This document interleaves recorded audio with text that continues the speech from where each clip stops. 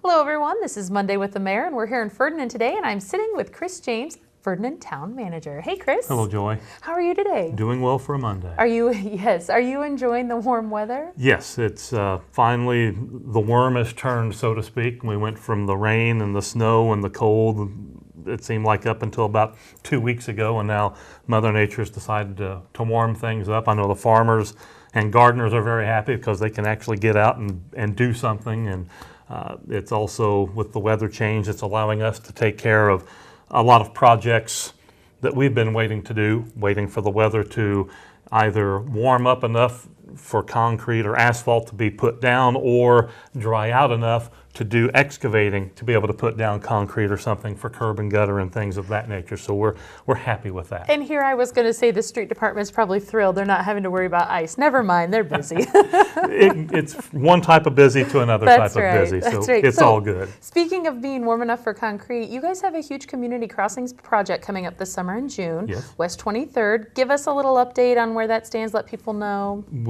At the previous council meeting, all of the I's were dotted, T's were crossed, and the bid was officially accepted.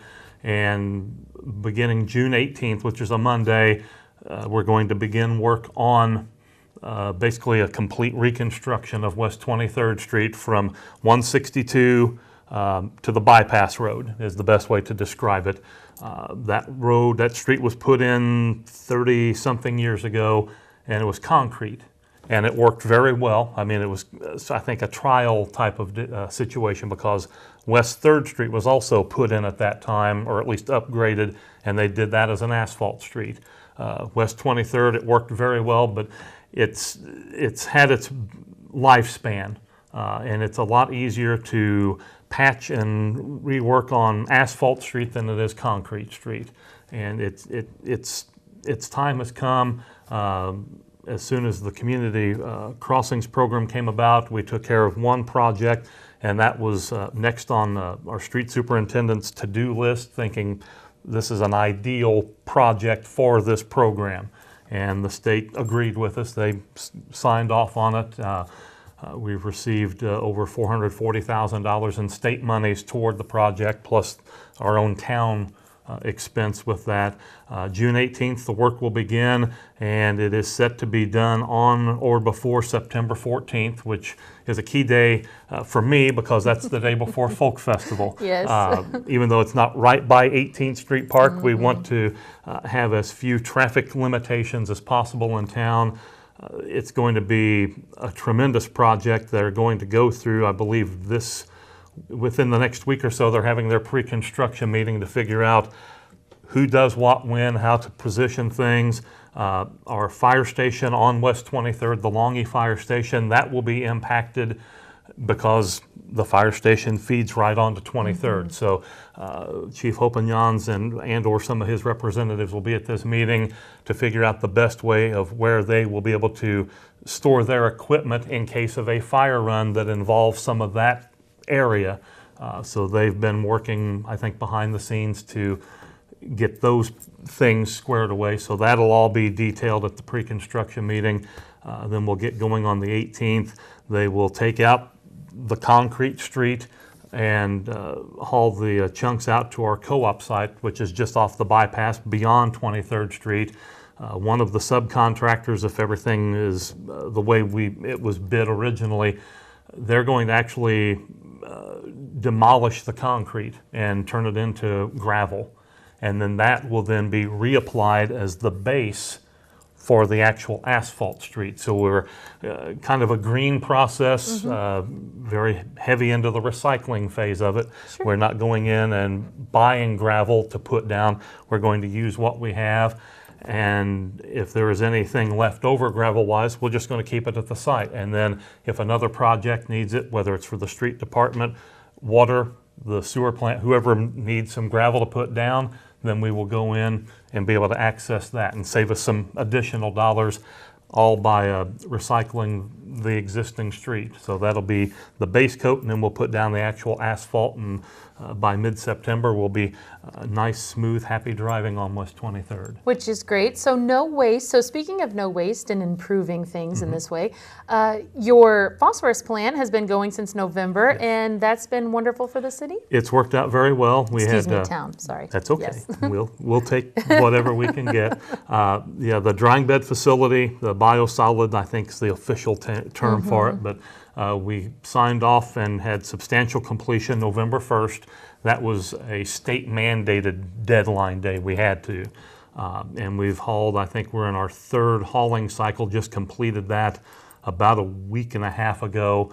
The 6 beds of the first round all worked very well. The second round, 4 of the 6 worked just the way they were drawn up. 2 of them didn't.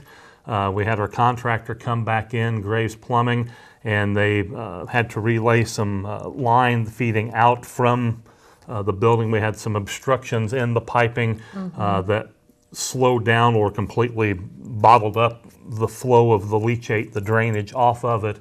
But since that has been repaired and redone in this last cycle, the wastewater guys, they go out and kind of eyeball it, and they can tell where the level is dropping, and it's again working the way it's supposed to. And we've been able to move a lot of the dry product onto the dry side, and it continues to drain down further, and we're repositioning that to just continue the drainage process. We're allotted, I believe, up to 2 years of storage time before we would actually have to apply it somewhere and take it off site.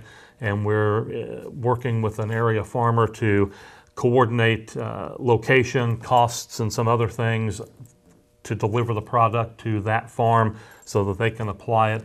But again, as opposed to the wet apply that we used to do, where once our tanks are full, we need to get it to the fields. Once our tanks are full, that falls within the cycle, then we're able to haul it to the drying facility, put it into the beds, and just let it gradually dry down, and then move it to the drying site and continue that process. So we're not in as big of a space crunch as we were when we did the wet apply. So it's working out better than expected in a lot of ways. We've been able to really tweak and I say we, the wastewater guys, have been able to tweak the chemical that we use to treat for phosphorus to keep it within the state mandated level. Some of that chemical also helps out with some of the other issues we had when we were illegally dumped on a couple of years ago. That's helped to clarify some of that issue as well. So it's working very well, and we hope to continue to see that go forward for a considerable period of time. Great. Yeah, the town is making headway with wonderful projects and finishing them. So that's great. So speaking of continuing with new things that have happened in the town recently, your water rate had to increase. And when are people going to see that? Because I believe it's happening this month or next? It's happening now. Okay. At the last council meeting, it was officially signed off on, and we're doing the meter reading about right now, actually, for the bills that individuals will receive toward the end of this month. May 25th is usually when we try to get the bills out, with the holiday on Memorial Day falling, so it may delay your receipt a day or so. But for the bills that are payable due by June 10th, that will have the new rate on it. So any water that folks are using right now, that'll be calculated at the new rate as opposed to the previous one. Again, the average user, the way they did their math on it, 4,000 gallons is an average monthly use. It's roughly a $4 a month increase. Okay. If you're got a house full of people and it seems like the water's constantly running, it'll be higher, but then you're already used to paying higher. Yeah, or if you have kids. Yes, but at the same time, if you live by yourself or just aren't a heavy water user, the minimum level is 2,500 gallons. That works out about $2 more a month. So I mean, it is an increase, but it's not just an astronomical figure where you'll get the bill and just fall to the floor thinking, why is this so much higher? It should be, as best as possible with any kind of increase, as I guess appealing as we can make it. Some of the proposed increases were a lot higher than that, and the council said, no, we're going to cut the line at 15%, and that's what they factored in, as opposed to something in the 20s or 30s. And so they tried to be... Now, what will the increase fund? It's going to fund future, like if you ever have to have future repairs? It goes toward the water department whenever a rate increase is proposed, whether it's for the water department, electric, the sewer plant. The superintendent puts together a 5-year plan, projects upcoming, whether it is the purchase of some equipment or a street, whether it's the paving of a street if it's the street department, or with the water or the sewer plant putting in new line. They kind of look into their crystal ball and think, okay, what's coming up in the next 5 years? Right. They have a pretty good idea what areas, based on maybe smaller issues, are going to become a bigger deal. So they think, okay, within 5 years, we want to hit this street to take care of this issue.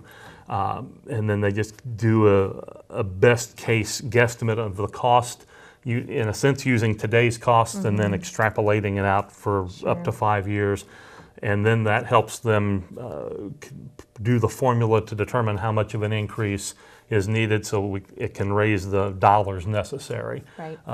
It's been 9 years, I think, since the previous rate increase. And so some of our most recent water projects, what we did last year on Virginia and Missouri streets, those were funded just out of water department reserves. Those were not part of the previous 5-year plan, which had already been about 2.5, 3 years past expiration.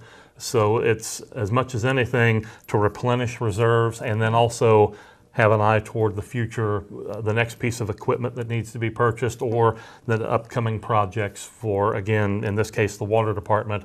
What areas are we going to be looking to put in a new line, or be a brand new line, or just replacing an old line? Planning ahead and keeping safe, so that's great. Okay, so also last thing here, it's Memorial Day coming up. Yay, the official start of summer. Speaking of water swimming pools, but no, that'll be good. But what will your hours be? Because I know here at Town Hall, sometimes you guys don't always close with the normal hours. On some holidays where some communities do close and we don't, Memorial Day, that's a given. We will be closed on Memorial Day. So trash pickup will automatically move to Tuesday the 29th. Have your stuff out 7 a.m. curbside, just like on a regular day. It'll just be a shortened week that week. So the town hall will be closed on Memorial Day the 28th, reopen at regular hours on Tuesday the 29th, then proceed from there. Again, trash pickup will be on that Tuesday, normal set out times, and they'll follow the route like they always do. Okay, so on Tuesday, but you're closed Monday. Yes. Okay, all right, well, great. And thank you for taking time for me again today. I appreciate it. Glad to hear everything is going super well over here. We're trying. There's always little fits and stops, but we try to progress forward as best as we can. It's beautiful. I love coming over here. Thank you, Chris, very much. Thank you, Joy. Appreciate it.